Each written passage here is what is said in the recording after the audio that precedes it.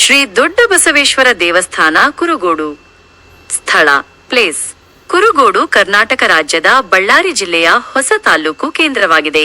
ಬಳ್ಳಾರಿಯಿಂದ ಸುಮಾರು 30 ಕಿಮೀ ದೂರದಲ್ಲಿದೆ. ಈ ದೇವಸ್ಥಾನವು ಪಟ್ಟಣದ ಪ್ರಮುಖ ಆಕರ್ಷಣೆಯಾಗಿದೆ. ಇತಿಹಾಸ ಹಿಸ್ಟರಿ ಈ ದೇವಸ್ಥಾನವನ್ನು ವಿಜಯನಗರ ಸಾಮ್ರಾಜ್ಯದ ಅರಸರ ಕಾಲದಲ್ಲಿ ನಿರ್ಮಿಸಲಾಗಿದೆ ಎಂದು ನಂಬಲಾಗಿದೆ. ದೇವಸ್ಥಾನದ ಆವರಣವು ದೊಡ್ಡದಾಗಿದ್ದು ಇತ್ತೀಚೆಗೆ ಗೋಪುರವನ್ನು ನಿರ್ಮಿಸಲಾಗಿದೆ. ಕುರುಗೋಡು ಒಂದು ಕಾಲದಲ್ಲಿ ಪ್ರಮುಖ ಗಿರಿದುರ್ಗ ಹಿಲ್ ಫೋರ್ಟ್ ಆಗಿತ್ತು. 12ನೇ ಶತಮಾನದ ಶಾಸನಗಳಲ್ಲಿ ಇದರ ಉಲ್ಲೇಖವಿದೆ. ಈ ಶಾಸನಗಳು ಶಿವನಿಗೆ ನೀಡಿದ ದಾನಗಳ ಬಗ್ಗೆ ತಿಳಿಸುತ್ತವೆ. ಇತ್ತೀಚಿನ ಸಂಶೋಧನೆಗಳ ಪ್ರಕಾರ ವಿಜಯನಗರ ಸಾಮ್ರಾಜ್ಯದ ಸಂಸ್ಥಾಪಕರಾದ ಹರಿಹರ ಮತ್ತು ಬುಕ್ಕರಾಯರ ತಂದೆ ಭಾವನ ಸಂಗಮ ಅವರು ಕುರುಗೋಡಿಗೆ ಸೇರಿದವರು ಎಂಬ ವಿಷಯ ಬೆಳಕಿಗೆ ಬಂದಿದೆ. ಮಹತ್ವ ಇಂಪಾರ್ಟೆನ್ಸ್ ಈ ದೇವಸ್ಥಾನವು ಶಿವನ ವಾಹನವಾದ ನಂದಿ ಅಥವಾ ಬಸವಣ್ಣನಿಗೆ ಸಮರ್ಪಿತವಾಗಿದೆ. ಇಲ್ಲಿರುವ ಬಸವಣ್ಣನ ವಿಗ್ರಹವು ಏಕಶಿಲಾ ವಿಗ್ರಹವಾಗಿದ್ದು ಸುಮಾರು 12 ಅಡಿ 3.7 ಮೀ ಎತ್ತರವಿದೆ. ಇದು ಇಲ್ಲಿನ ಪ್ರಮುಖ ವಿಶೇಷತೆಯಾಗಿದೆ. ಇದು ಶಿವಭಕ್ತರಿಗೆ ಬಹಳ ಪವಿತ್ರವಾದ ಯಾತ್ರಾ ಸ್ಥಳವಾಗಿದೆ. ಈ ದೇವಸ್ಥಾನವು ಹಂಪಿಯ ವಿರೂಪಾಕ್ಷೇಶ್ವರ ದೇವಾಲಯಕ್ಕೆ ಎದುರು ಭಾಗದಲ್ಲಿ ಸರಿಸುಮಾರು ಇದೆ ಎಂದು ಹೇಳಲಾಗುತ್ತದೆ. ಸೌಲಭ್ಯಗಳು ಫೆಸಿಲಿಟೀಸ್ ಭಕ್ತಾದಿಗಳಿಗೆ ಪ್ರತಿದಿನ ಮಧ್ಯಾಹ್ನ ಅನ್ನಪ್ರಸಾದದ ವ್ಯವಸ್ಥೆ ಮಾಡಲಾಗುತ್ತದೆ ಎಂದು ತಿಳಿದು ಬಂದಿದೆ. ದೇವಸ್ಥಾನವು ಪ್ರಮುಖ ರಸ್ತೆಯಲ್ಲಿದ್ದು ಸುಲಭವಾಗಿ ತಲುಪಬಹುದು. ಉತ್ಸವಗಳು ಫೆಸ್ಟಿವಲ್ಸ್ ಪ್ರತಿ ವರ್ಷ ಹೋಳಿ ಹುಣ್ಣಿಮೆಯ ದಿನದಂದು ಸ್ವಾಮಿ ದೊಡ್ಡ ಬಸವೇಶ್ವರನ ರಥ ಮಹೋತ್ಸವವನ್ನು ರಥಯಾತ್ರೆ ಬಹಳ ವೈಭವದಿಂದ ಆಚರಿಸಲಾಗುತ್ತದೆ. ಇದು ಇಲ್ಲಿನ ಪ್ರಮುಖ ಜಾತ್ರೆಯಾಗಿದೆ. ಇದಲ್ಲದೆ ಶಿವರಾತ್ರಿ ಮತ್ತು ಇತರ ಪ್ರಮುಖ ಹಬ್ಬಗಳನ್ನು ಆಚರಿಸಲಾಗುತ್ತದೆ. ಪೋಳಿಪಾಡ್ಯಮಿ ಬಗ್ಗೆ ಪೋಳಿಪಾಡ್ಯಮಿ ಎಂಬುದು ದಕ್ಷಿಣ ಭಾರತದ ಕೆಲ ಭಾಗಗಳಲ್ಲಿ ಮುಖ್ಯವಾಗಿ ಆಂಧ್ರ ತೆಲಂಗಾಣದಲ್ಲಿ ಪ್ರಚಲಿತವಿರುವ ಒಂದು ಆಚರಣೆಯಾಗಿದ್ದು ಇದನ್ನು ಸಾಮಾನ್ಯವಾಗಿ ಕಾರ್ತಿಕ ಮಾಸದ ಕೊನೆಯ ದಿನ ಕಾರ್ತಿಕ ಅಮಾವಾಸ್ಯೆಯ ಮಾರನೆಯ ದಿನ ಅಂದರೆ ಮಾರ್ಗಶಿರ ಮಾಸದ ಪಾಡ್ಯ ಆಚರಿಸುತ್ತಾರೆ. ಕನ್ನಡದಲ್ಲಿ ದೀಪಾವಳಿಯ ಸಂದರ್ಭದಲ್ಲಿ ಆಚರಿಸುವ ಬಲಿಪಾಡ್ಯಮಿಗೆ ಇದಕ್ಕೆ ವ್ಯತ್ಯಾಸವಿದೆ. ಪೋಳಿಪಾಡ್ಯಮಿ ಕುರಿತು ತಿಳಿದಿರುವ ಸಂಗತಿಗಳು. ಮಹತ್ವ ಮತ್ತು ಆಚರಣೆ.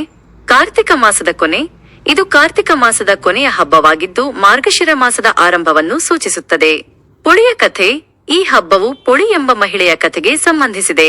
ಪೊಳಿಯು ಕಾರ್ತಿಕ ಮಾಸದ ಉದ್ದಕ್ಕೂ ದೀಪಗಳನ್ನು ಬೆಳಗಿಸುವಳು. ಆದರೆ ಆಕೆಯ ಅತ್ತೆ ಅಹಂಕಾರದಿಂದ ಆಕೆಯನ್ನು ದೂಷಿಸುತ್ತಾಳೆ ಮತ್ತು ದೀಪ ಹಚ್ಚಲು ಬಿಡುವುದಿಲ್ಲ. ಆದರೂ ಪೊಳಿಯು ಮನೆಯ ಹಿತ್ತಲಿನ ಹತ್ತಿಗಿಡದಿಂದ ಹತ್ತಿ ತೆಗೆದು ಕಡೆಗೂರಿನ ಬೀಳದಂತೆ ಬುಟ್ಟಿ ಮುಚ್ಚಿ ದೀಪ ಬೆಳಗುತ್ತಾಳೆ. ಅವಳ ಭಕ್ತಿ ಮತ್ತು ಶ್ರದ್ಧೆಯನ್ನು ಮೆಚ್ಚಿ ಆಕೆಗೆ ಬೊಮ್ಮಿದೇಹದಿಂದಲೇ ಸ್ವರ್ಗ ಪ್ರಾಪ್ತಿಯಾಗುತ್ತದೆ ಎಂದು ಕಥೆ ಹೇಳುತ್ತದೆ. ದೀಪಾರಾಧನೆ ಈ ದಿನದಂದು ಕಾರ್ತಿಕ ಮಾಸದ ಉಪವಾಸ ಮತ್ತು ದೀಪಾರಾಧನೆಯು ಮುಕ್ತಾಯಗೊಳ್ಳುತ್ತದೆ. ಭಕ್ತರು ಮುಖ್ಯವಾಗಿ ಮಹಿಳೆಯರು ಅರಿಶಿನ ಕುಂಕುಮ ಹೊಸ ಬಟ್ಟೆಗಳನ್ನು ಅರ್ಪಿಸಿ ಪೊಳಲಮ್ಮ ದೇವಿಯನ್ನು ಅಥವಾ ಪೊಳಿಯನ್ನು ಪೂಜಿಸುತ್ತಾರೆ. ದೀಪಗಳನ್ನು ತೇಲಿಬಿಡುವುದು ಈ ದಿನ ಬಾಳೆದಿಂಡಿನ ಅಥವಾ ಬಾಳೆ ದೋಣಿಯ ಮೇಲೆ ದೀಪಗಳನ್ನು ಇಟ್ಟು ನದಿ ಅಥವಾ ಕೆರೆಗಳಲ್ಲಿ ತೇಲಿ ಬಿಡುವ ಸಂಪ್ರದಾಯ ಸ್ವರ್ಗಕ್ಕೆ ಹೋಗುವುದನ್ನು ಸಂಕೇತಿಸುತ್ತದೆ ಎಂದು ಹೇಳಲಾಗುತ್ತದೆ.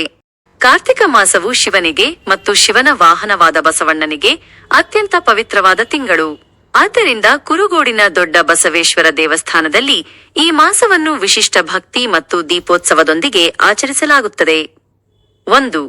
ದೈನಂದಿನ ದೀಪಾರಾಧನೆ ಕಾರ್ತಿಕ ಮಾಸದ ಪ್ರತಿದಿನ ಸಂಜೆ ಭಕ್ತರು ದೇವಸ್ಥಾನಕ್ಕೆ ಆಗಮಿಸಿ ತುಪ್ಪ ಅಥವಾ ಎಣ್ಣೆಯ ದೀಪಗಳನ್ನು ಮಣ್ಣಿನ ದೀಪ ಅಥವಾ ಪಂಚಾರತಿ ಹಚ್ಚುತ್ತಾರೆ. ಆವರಣದ ಅಲಂಕಾರ ದೇವಸ್ಥಾನದ ಒಳ ಮತ್ತು ಹೊರ ಆವರಣ ಸುತ್ತಲಿನ ಮಂಟಪಗಳು ಮತ್ತು ಬಲಿಪೀಠದ ಸುತ್ತಲೂ ಸಾಲು ಸಾಲಾಗಿ ದೀಪಗಳನ್ನು ಹಚ್ಚುವುದರಿಂದ ಇಡೀ ದೇವಾಲಯವು ಪ್ರಕಾಶಮಾನವಾಗಿ ಬೆಳಗುತ್ತದೆ. ಮೂಲ ವಿಗ್ರಹ ಪೂಜೆ ಭಕ್ತರು ಬಸವಣ್ಣನ ದೊಡ್ಡ ಏಕಶಿಲಾ ವಿಗ್ರಹಕ್ಕೆ ವಿಶೇಷ ಪೂಜೆ ಸಲ್ಲಿಸಿ ದೇವಸ್ಥಾನದ ಸುತ್ತ ಪ್ರದಕ್ಷಿಣೆ ಹಾಕಿ ದೀಪ ಬೆಳಗುತ್ತಾರೆ. ಕಾರ್ತಿಕ ಮಾಸದಲ್ಲಿ ಬರುವ ಪ್ರತಿ ಸೋಮವಾರವನ್ನು ಶಿವನಿಗೆ ಮೀಸಲಾದ ದಿನ ಅತ್ಯಂತ ಶುಭವೆಂದು ಪರಿಗಣಿಸಲಾಗುತ್ತದೆ. ಈ ದಿನಗಳಲ್ಲಿ ಬೆಳಗಿನ ಜಾವದಿಂದಲೇ ಭಕ್ತರ ದಟ್ಟಣೆ ಹೆಚ್ಚಾಗಿರುತ್ತದೆ. ಬಸವಣ್ಣನಿಗೆ ವಿಶೇಷ ಅಭಿಷೇಕ ರುದ್ರಾಭಿಷೇಕ ಮತ್ತು ಅಲಂಕಾರ ಸೇವೆಗಳು ನಡೆಯುತ್ತವೆ. ಮಾಸದ ಕೊನೆಯಲ್ಲಿ ಬರುವ ಕಾರ್ತಿಕ ಪೂರ್ಣಿಮೆಯ ದಿನವು ದೀಪೋತ್ಸವದ ಮುಖ್ಯ ದಿನವಾಗಿರುತ್ತದೆ. ಈ ದಿನ ಸಾವಿರಾರು ಭಕ್ತರು ಸೇರುತ್ತಾರೆ. ದೇವಾಲಯದ ಎಲ್ಲಾ ದೀಪಗಳನ್ನು ವಿಜೃಂಭಣೆಯಿಂದ ಬೆಳಗಿಸಲಾಗುತ್ತದೆ. ಕೆಲವು ಕಡೆಗಳಲ್ಲಿ ಉತ್ಸವ ಮೂರ್ತಿಯ ಮೆರವಣಿಗೆಯನ್ನು ಕೂಡ ಈ ದಿನದಂದು ಆಯೋಜಿಸಲಾಗುತ್ತದೆ. ಭಕ್ತರಿಗೆ ತಿಂಡಿ ಅಥವಾ ಅನ್ನ ಪ್ರಸಾದದ ವ್ಯವಸ್ಥೆ ಮಾಡಲಾಗುತ್ತದೆ. ವ್ರತ ಮತ್ತು ಉಪವಾಸ. ಅನೇಕ ಭಕ್ತರು ಕಾರ್ತಿಕ ಮಾಸದ ಉದ್ದಕ್ಕೂ ಕಟ್ಟುನಿಟ್ಟಿನ ವ್ರತಗಳನ್ನು ಉಪವಾಸ ಕೈಗೊಂಡು ನಿಯಮಿತವಾಗಿ ದೇವಸ್ಥಾನಕ್ಕೆ ಬಂದು ಪೂಜೆ ಸಲ್ಲಿಸುತ್ತಾರೆ. ಪಾರಾಯಣ. ದೇವಸ್ಥಾನದಲ್ಲಿ ಸಂಜೆ ಸಮಯದಲ್ಲಿ ಶಿವಸ್ತೋತ್ರಗಳು, ಪುರಾಣ ಪಾರಾಯಣ ಮತ್ತು ಭಜನೆ ಕಾರ್ಯಕ್ರಮಗಳು ನಡೆಯುತ್ತವೆ.